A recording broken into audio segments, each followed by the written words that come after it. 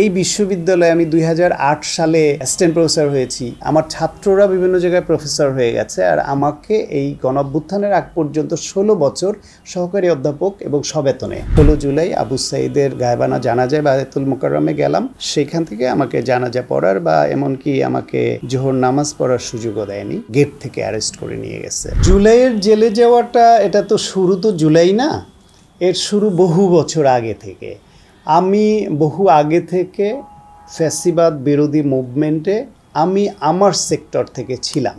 কথা বলা, লেখা, টকশো বলেন, সেমিনার বলেন, ফেসবুক, ভার্চুয়াল মিডিয়া বলেন, সব জায়গায় আমি সরব ছিলাম ফ্যাসিবাদের বিরুদ্ধে। গণতন্ত্র এবং মানবাধিকার পুনরুদ্ধারের সংগ্রামে আমি কোনো আপোষ করিনি কখনো। সেটা করতে গিয়ে আমাকে অনেক ক্ষতির শিকার হতে হয়েছে। এই বিশ্ববিদ্যালয়ে আমি ২০০৮ সালে অ্যাসিস্ট্যান্ট প্রফেসর হয়েছি। আমার তারপর সেটা সবেতন অ্যাসিস্ট্যান্ট প্রফেসর দিয়ে সেটা রেগুলার করে নাই। আমার ছাত্ররা বিভিন্ন জায়গায় প্রফেসর হয়ে গেছে, আর আমাকে এই গণঅভ্যুত্থানের আগ পর্যন্ত ১৬ বছর সহকারী অধ্যাপক এবং সবেতনে, আমাকে স্কেলও দেয় নাই, সেইভাবে ফেলে রেখেছে। শিক্ষক হিসেবে সব দায়িত্ব পালন করেছি, কিন্তু আমি সেই এক জায়গায় পড়ে থেকেছিলাম। তার মধ্যে আমাকে সাসপেনশনে দিয়েছে। ২০০৯ সালে আওয়ামী লীগ সরকার ক্ষমতায় এসে আমাকে চাকরিচ্যুত করেছিল। আমাকে হাইকোর্টে রিট করে চাকরি স্টে অর্ডার নিয়ে চাকরি করতে হয়েছে। ১৩ সালে রায় পেয়ে সেই চাকরিতে পুনর্বহাল হয়েছি আবার। এই স্ট্রাগলগুলি আমাকে করতে হয়েছে।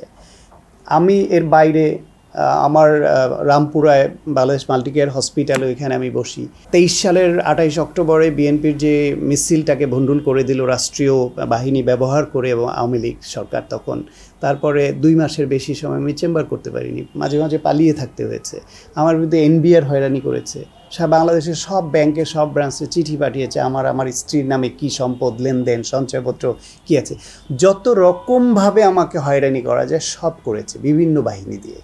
তারপরেও আমি আমার সিদ্ধান্ত অটল থেকেছিলাম। সর্বশেষ এই জুলাই গণঅভ্যুত্থানের পরে যেদিন আবু সাঈদ এবং ওয়াসিম সহ ৬ জনকে হত্যা করে ১৬ জুলাই, সেই দিন আমি খুব ইমোশনাল ছিলাম এবং আগের ধারাবাহিকতায় সেদিন আমি ফেসবুকে অনেক কিছু লিখেছি, অনেক কথা লিখেছি এবং আমি চ্যালেঞ্জ ছুড়েছিলাম যে এই ছাত্রদের এই আন্দোলনে শেখ হাসিনা আপোষ না করলে, তাদের দাবি মেনে না নিলে এর ধারাবাহিকতায় শেখ হাসিনার পতন অনিবার্য।